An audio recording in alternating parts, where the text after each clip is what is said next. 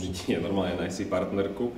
Čiže ako veľmi hlúpo som nasledoval tento koncept, lebo asi až tak do 15 rokov som skrátka, že OK, idem si hľadať babu. Stále sme chodili spolu von, chodili sme spolu na čajíky, sedeli sme v kaviarniach a začala sa po mne liepať a boskávať ma.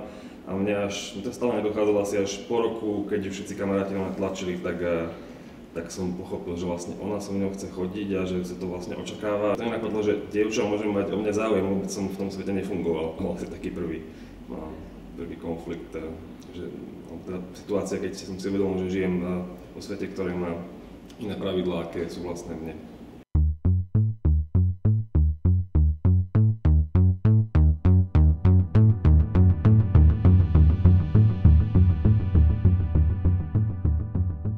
V 94. roku, keď tu bol Mečiar, tak som sa dostal do nejakej televíznej debaty, kde som mal niekoľko zlých poznámok na vtedajšieho premiéra. A dostal som vtedy anonymný list. Ten pán, ktorý mi to napísal, má traumu, keď ma vidí v televízii, lebo vidí, že som hlúpy, namyslený pisálek, navoňaný homosexuál, ktorý by sa mal skryť do diery a neobťažovať slušných ľudí. Hlúpy, namyslený, tak vidí, počuje, číta, tak si urobil názor. Jak mohol vedieť cez obrazovku, že som navoňaný?